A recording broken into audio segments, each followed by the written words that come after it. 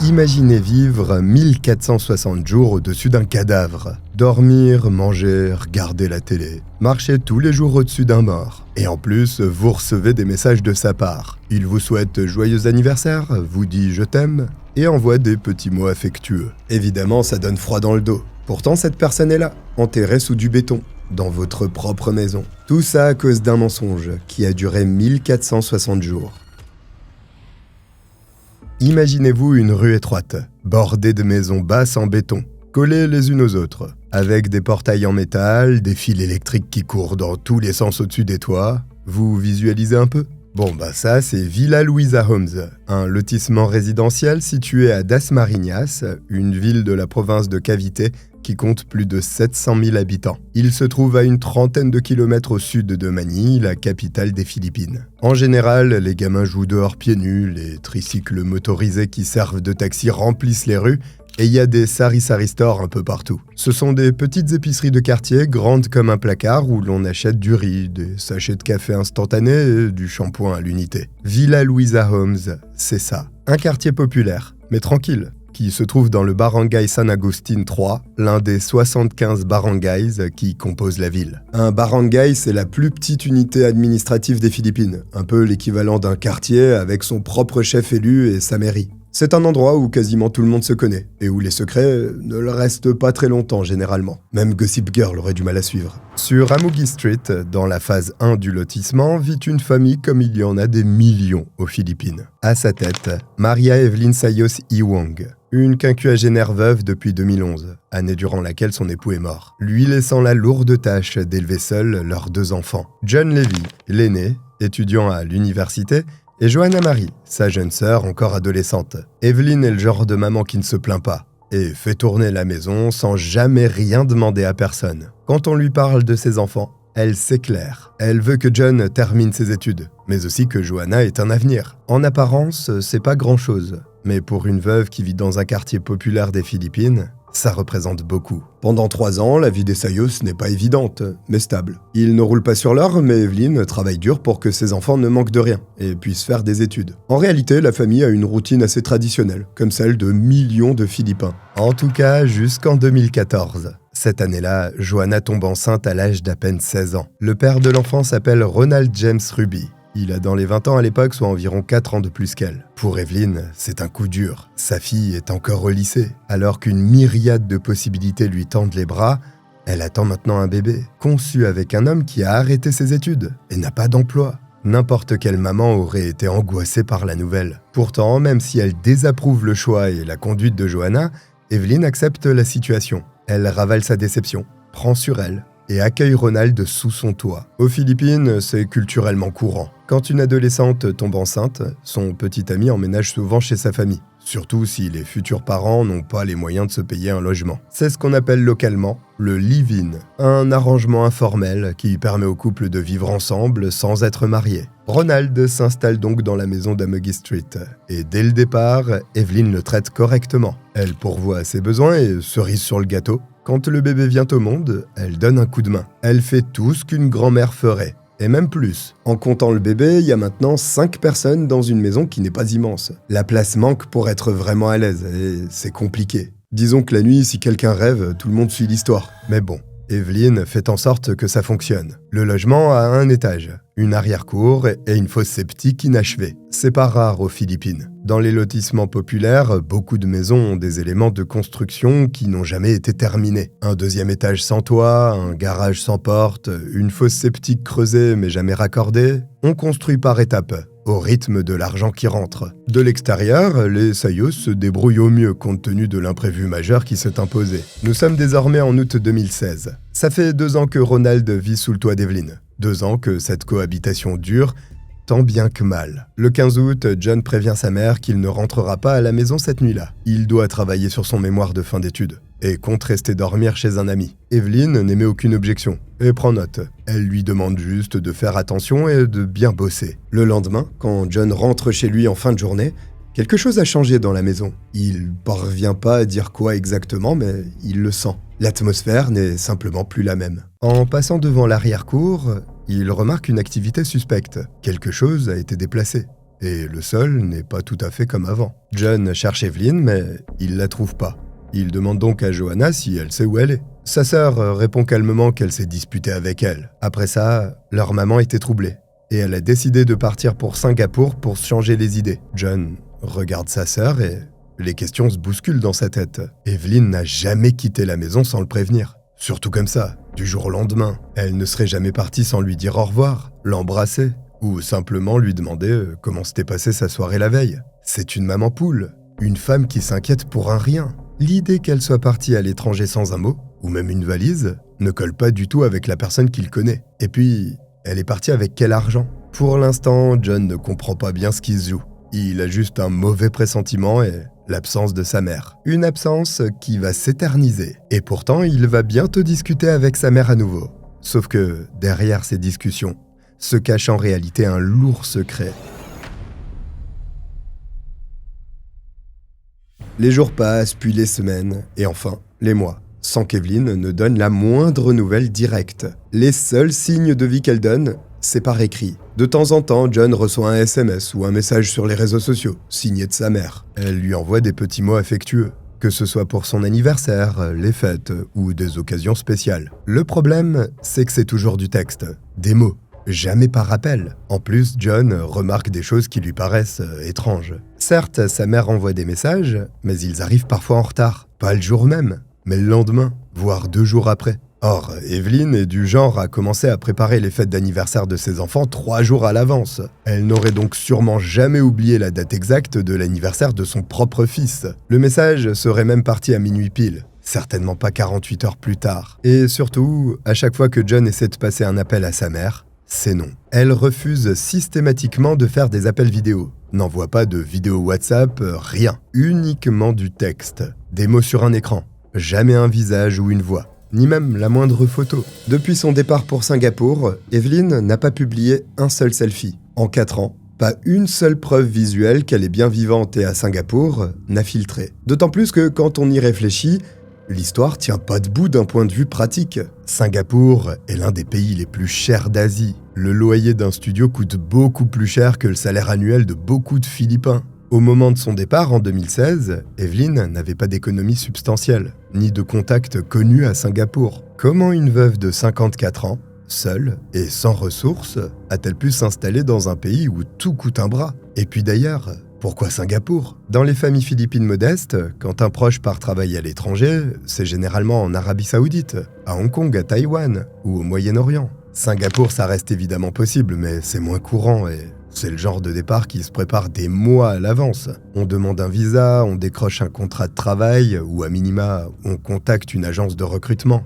On part pas s'installer là-bas sur un coup de tête, simplement parce qu'on s'est embrouillé avec un proche. Donc John a de sérieux doutes concernant cette histoire. Mais il n'a pas les moyens de vérifier si sa sœur dit vrai. Il peut pas se permettre de prendre l'avion, ne connaît personne sur place, et n'a certainement pas les ressources nécessaires pour mener sa propre enquête internationale. Tout ce qu'il a, ce sont des messages sur un écran et une intuition qui ne le quitte pas. Pendant ce temps, sur les réseaux sociaux, Joanna, la sœur de John, poste régulièrement des messages affectueux à l'attention d'Evelyn. Des publications que tout le monde peut voir. Pourtant, la jeune femme ne semble pas vraiment s'inquiéter de l'absence de sa mère. Et quand son frère lui pose des questions, elle les élude, en lui disant de la laisser tranquille. D'après Joanna, Evelyn profite de sa meilleure vie à Singapour. C'est inutile de la déranger. L'ennui, c'est que les études de John étaient financées par leur mère.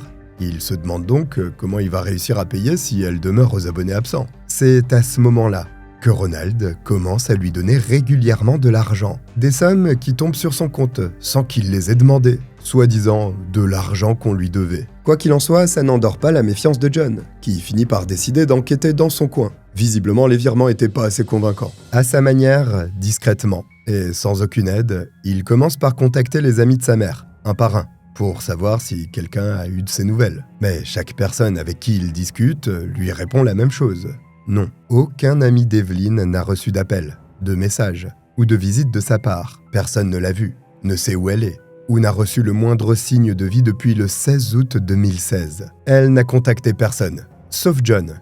Et ces messages, finalement, il commence à se demander s'ils viennent vraiment d'elle. En découvrant ça, le fils aîné d'Evelyn est d'autant plus étonné par l'indifférence flagrante affichée par sa sœur. Depuis son départ, la vie continue normalement dans la maison. Johanna et Ronald vivent toujours là, avec leur enfant, qu'ils élèvent comme si de rien n'était. Contrairement à John, qui vit avec un doute grandissant et s'inquiète. Quelque part dans cette période, il arrête ses études. Sans sa mère pour le soutenir financièrement et moralement, il doit de toute façon se débrouiller tout seul. Alors il trouve un emploi dans un centre d'appel, du genre de ceux où des millions de jeunes Philippins travaillent la nuit pour répondre aux clients américains ou australiens. C'est un boulot alimentaire, loin de ce qu'il avait imaginé pour son avenir quelques années auparavant, loin de ce que sa mère voulait pour lui. Mais il faut bien payer les factures. 2 ans passent comme ça. 2 années de doute, de frustration et d'impuissance. Johanna et Ronald, quant à eux, finissent par se séparer. La raison exacte de cette rupture reste floue. Ce qui est sûr, c'est que même après cette séparation, rien ne change. Personne ne semble s'inquiéter de l'absence inexplicable d'Evelyn.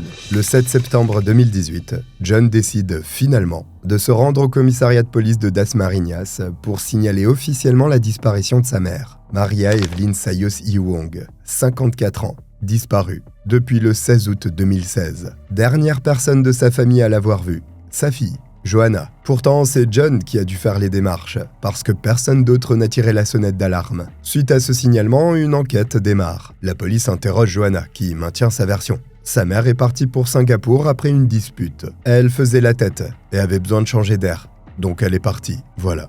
C'est tout. Les enquêteurs vérifient, mais la piste de Singapour est une impasse totale. Il n'y a strictement aucune trace d'Evelyn Sayos dans les registres d'immigration du pays. Aucun billet d'avion n'a été acheté à son nom. Aucun visa n'a été distribué. Il n'y a même eu aucune entrée sur le territoire singapourien, ni aucune sortie du territoire philippin. Bon, à présent, il est clair qu'Evelyn n'est jamais allée à Singapour. Elle n'a en réalité jamais quitté les Philippines. Seulement, si elle n'est pas là-bas, où est-elle? Il n'y a pas de corps, pas de témoins et aucune preuve matérielle. Alors, l'enquête piétine. Ah, parce qu'elle avait commencé là? Elle va être longue la vidéo. La police peut pas faire grand-chose de plus. Donc le dossier reste ouvert. Mais il progresse pas. Finalement, John se retrouve au même point qu'avant de faire le signalement. Seul avec ses doutes et sans aucune réponse. Je vous fais une avance rapide parce qu'il va falloir attendre encore 2 ans. 2 années supplémentaires de silence et de mensonges. Jusqu'à ce jour de juillet 2020. Où John, pour une raison qui n'a absolument rien à voir avec sa mère,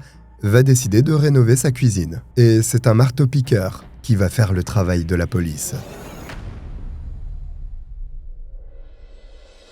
En février 2020, 4 ans après la disparition de sa mère, John vit toujours dans la maison. La même maison où il a grandi, celle où vivait Evelyn avant de supposément partir à Singapour. L'enquête de police n'a mené nulle part, donc officiellement, on ignore toujours où elle est. John a 24 ans maintenant, et grâce à son travail, il a un peu de sous. Il décide donc de faire rénover la cuisine. C'est une décision banale et pratique, la pièce a besoin d'un coup de neuf, parce que le carrelage est abîmé et le sol est en mauvais état. Alors il fait venir des ouvriers, qui commencent à casser le sol en ciment pour refaire le carrelage. Et très vite, quelque chose d'inhabituel attire leur attention. Bah oui, parce que le ciment est extraordinairement épais. Pas juste un peu large, non. Il y a plusieurs couches de ciment superposées, comme si quelqu'un en avait ajouté encore et encore au fil des mois ou des années. Les ouvriers frappent, creusent, mais n'arrivent pas à percer. Leurs outils ne suffisent pas. Le 22 juillet, ils doivent emprunter un marteau-piqueur pour réussir à casser cette dalle anormalement épaisse.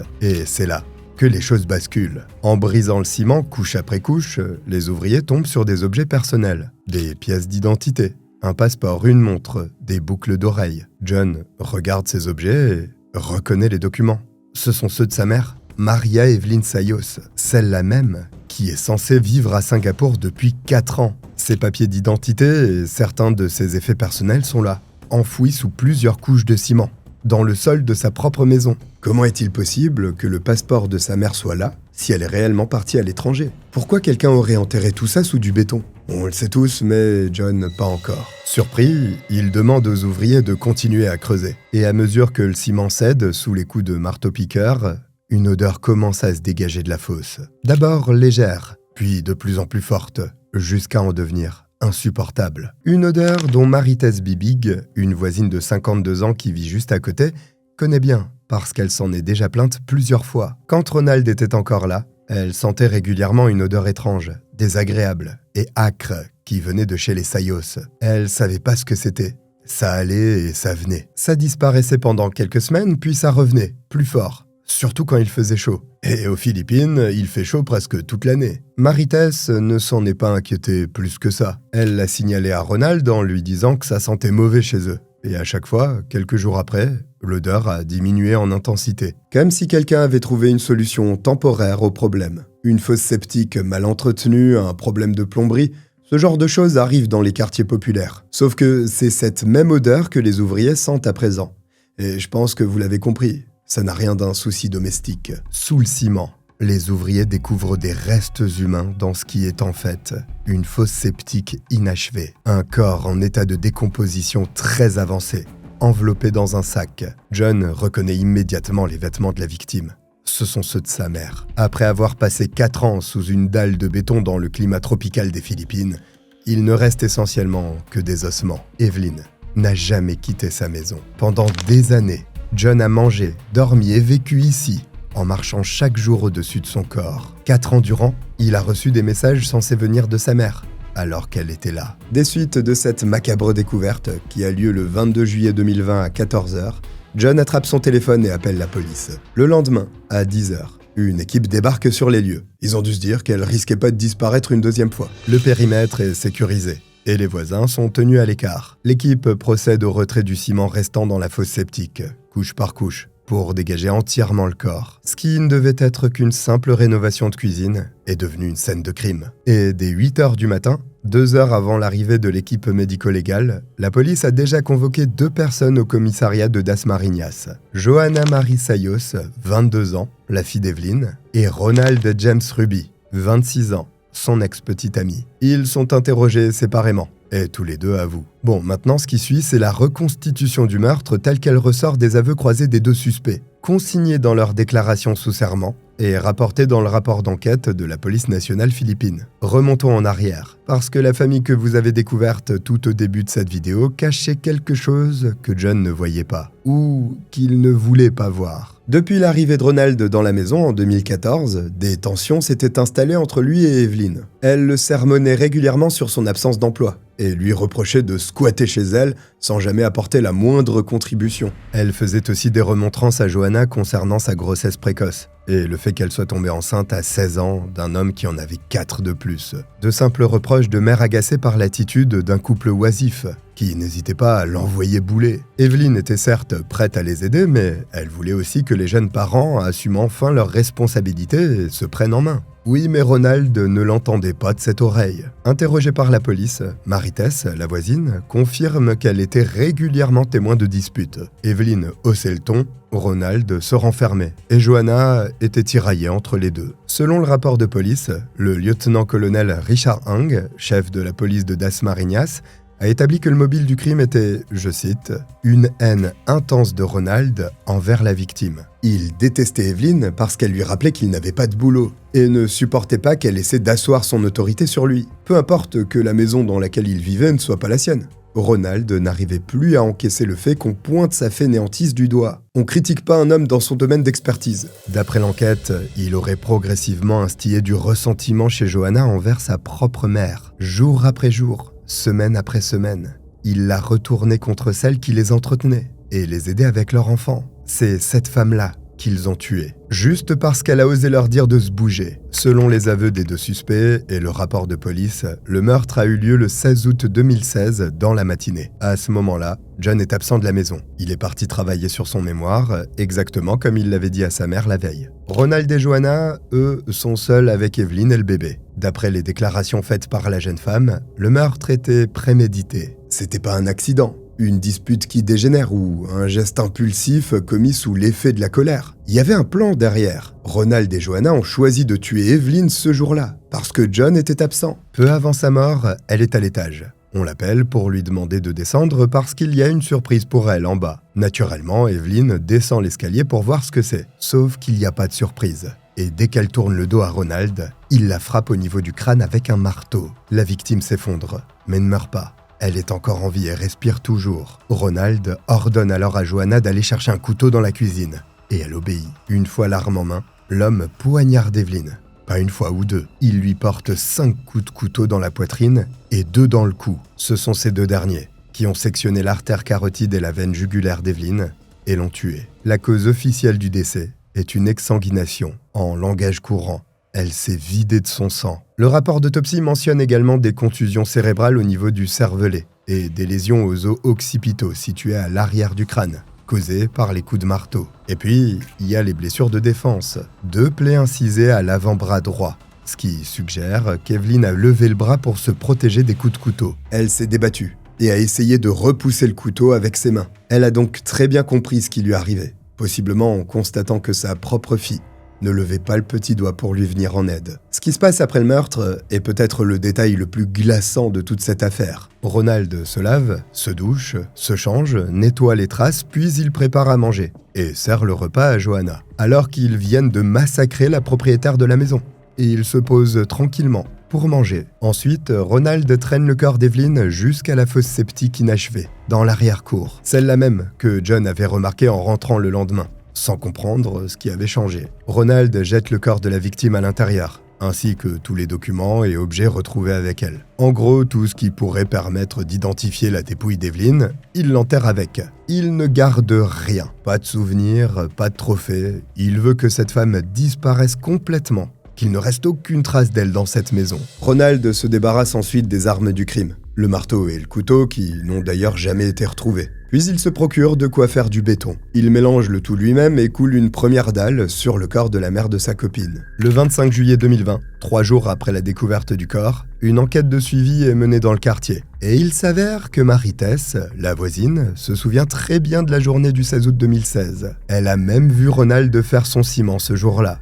Mais c'est pas tout. Elle raconte qu'à chaque fois qu'elle se plaignait de l'odeur qui venait de la maison, il en rachetait peu après. Évidemment, c'était pas un hasard. Quand Marie-Tess venait râler à cause de l'odeur de décomposition, Ronald coulait une autre dalle de béton au-dessus du corps d'Evelyn. Les caméras du magasin Dames Cement Center and Construction Supply, situé dans le quartier, montrent alors qu'il achète du ciment. Pas une seule fois, mais à plusieurs reprises au fil des mois et des années. C'est pour ça que la dalle était si épaisse, au point qu'il faille un marteau-piqueur pour la casser. Ronald et Johanna vérifiaient aussi régulièrement s'il n'y avait pas de fuite de sang. Cela dit, il faut préciser quelque chose d'important. Les 2 suspects ont avoué, ce qui a permis cette reconstitution. Il n'en reste pas moins que leurs versions ne concordent pas. Johanna affirme que Ronald a agi seul. Elle dit qu'elle est partie de la maison avant le meurtre de sa mère et n'est revenue que plus tard, quand tout était fini. En gros, elle n'aurait pas été complice du crime. Et quand on lui demande pourquoi elle n'a rien dit pendant 4 ans, elle répond qu'elle avait peur que Ronald s'en prenne à son frère, si jamais elle parlait. D'accord, ça c'est une version.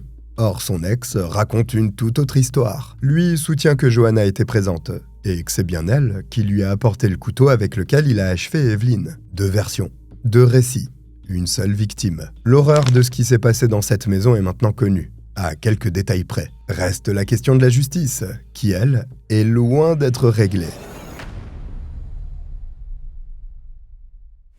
Le 23 juillet 2020, jour de l'intervention de la police après la découverte du corps, le procureur dépose officiellement les charges. Selon les informations rapportées par les médias, Ronald James Ruby, 26 ans, est inculpé de meurtre. Quant à Johanna Marie Sayos, 22 ans, elle est inculpée de parricide. La distinction est importante et loin d'être anodine. Aux Philippines, le parricide est défini par l'article 246 du Code pénal révisé. Il s'agit du fait de tuer un de ses parents directs, père, mère, enfant ou un ascendant ou un descendant légitime. C'est un crime distinct du meurtre ordinaire et il est puni beaucoup plus sévèrement. La peine encourue est la perpétuité sans possibilité de libération conditionnelle. Ça veut dire pas de remise de peine, pas de sortie anticipée, pas de deuxième chance. Ça veut aussi dire cantine à vie. Johanna a 22 ans, mais si elle est reconnue coupable, elle passera le reste de sa vie en prison. Ronald est inculpé de meurtre, parce qu'il n'est pas un parent direct de la victime. C'était le petit ami de sa fille au moment des faits. Aux yeux de la loi philippine, ça fait de lui un meurtrier, mais pas un parricide. La peine encourue est différente, potentiellement moins lourde, même si le meurtre avec préméditation reste un crime majeur. Mais avant d'en arriver au procès, il y a un problème. Le corps retrouvé sous le ciment est en état de décomposition si avancé qu'il est impossible de l'identifier visuellement. La police a besoin d'une confirmation ADN pour prouver de manière formelle que les restes retrouvés sont bien ceux de Maria Evelyn Sayos. Des échantillons sont prélevés sur les ossements et comparés à l'ADN de John et de Johanna, ses 2 enfants biologiques. Sauf qu'il faut attendre les résultats des analyses. C'est là que l'affaire prend un tournant que John n'avait pas vu venir. Dans l'attente de la réception des résultats de la comparaison ADN, le parquet autorise la remise en liberté temporaire des 2 suspects. Johanna et Ronald sont donc relâchés. On va pas accuser des gens sur de simples ossements. Même s'ils n'ont pas donné la même version, ils ont tous les 2 avoué le meurtre. Pourtant, ils sont remis en liberté, jusqu'à ce que la confirmation scientifique de l'identité de la victime puisse être établie. L'équipe de procureurs a accepté cette décision. Évidemment, pour John, c'est un coup de massue. Sa mère est morte. Sa sœur et son ex-beau-frère ont avoué l'avoir tué. Mais ils sont dehors. Il marche dans les rues de Dasmariñas pendant que les os de sa mère sont dans un laboratoire médico-légal. Le système a tranquillement relâché 2 personnes qui viennent d'avouer un meurtre. Je sais que vous vous demandez pourquoi. Eh ben parce que c'est la procédure. Sans confirmation ADN que le corps retrouvé est bien celui d'Evelyn, le dossier n'est pas complet. Et sans ce dossier complet, pas de détention provisoire. C'est la loi. Heureusement, les résultats ne tombent que quelques semaines plus tard. Les restes retrouvés sous le ciment de la maison sont bien ceux de Maria Evelyn Sayos Iwong, qui avait 54 ans au moment de sa mort. Tout aura été lent dans cette histoire, mais le dossier est désormais complet. Et il faut le dire, il est sacrément solide. D'abord, il y a les aveux des 2 suspects, obtenus séparément et consignés dans des déclarations sous serment. Ensuite, la confirmation ADN de l'identité de la victime. Puis le rapport d'autopsie complet du médecin légiste qui détaille chaque blessure et établit la cause du décès. Il y a aussi le témoignage sous serment de Maritas Bibig, la voisine, qui a vu Ronald faire du ciment le jour du meurtre et confirme qu'elle s'est plainte d'odeurs nauséabondes par la suite. Enfin, il y a les messages envoyés depuis le compte d'Evelyn après sa mort, preuve d'une dissimulation organisée sur 4 ans. Tout est là. Le lieutenant-colonel Richard Hang l'a dit lui-même à la presse philippine. Avec la découverte de ce crime, on peut vraiment dire qu'aucun crime ne peut rester caché éternellement. La famille Godard a sûrement un autre avis. Quoi qu'il en soit, en 2026, au moment où le script de cette vidéo a vu le jour, aucune information publique ne permet de confirmer qu'un verdict a été rendu dans cette affaire. Le système judiciaire philippin est notoirement lent. Je sais pas si vous avez remarqué. Les affaires criminelles peuvent prendre des années, parfois plus d'une décennie, avant d'aboutir à un jugement. Ce qui signifie que 6 ans après la découverte du corps, la justice n'a peut-être toujours pas tranché. Quand on demande à John pourquoi sa mère a été tuée, il répond en une phrase. Il l'a dit face caméra dans un reportage. C'est parce qu'elle l'a grondé et essayé de l'éduquer. Alors, Johanna était-elle une complice volontaire ou juste une femme sous emprise? En vérité, il y a des éléments qui vont dans les 2 sens. Elle avait 18 ans au moment des faits et vivait sous l'influence d'un homme plus âgé qui, selon la police, lui a retourné le cerveau en la manipulant pendant 2 ans. Et au départ, elle n'était qu'une adolescente. Elle dit avoir eu peur pour la vie de son frère, John, si elle parlait. Sauf que c'est elle qui est allée chercher le couteau et l'a rapporté à Ronald pendant que sa mère gisait au sol, frappée au crâne, encore vivante. C'est elle qui a menti pendant 4 ans, en utilisant les comptes de sa mère pour envoyer des messages à son frère. Et quand Johanna s'est séparée de Ronald, elle a tout de même gardé le secret. Elle n'était donc plus sous contrôle direct, mais a continué à se taire. Quand cette affaire a éclaté dans les médias philippins en juillet 2020, les réactions en ligne ont été violentes. Des milliers de commentaires sur les articles, sur Facebook, sur des pages de chaînes de télévision. La colère était immense. Dans une culture où la famille est sacrée, où le respect dû aux parents est non négociable et où la dette de gratitude envers ceux qui vous ont donné la vie guide les relations familiales depuis des générations, ce que Johanna a fait est tout simplement inconcevable. D'ailleurs, dans le thème de l'ingratitude, ça me rappelle l'affaire Kevin Mengele, que je vous avais raconté ici même, et on avait mis la barre bien haute aussi. On est arrivé au bout de cette affaire criminelle, un grand merci de m'avoir suivi jusqu'au bout, et je vous dis à très vite. Bye.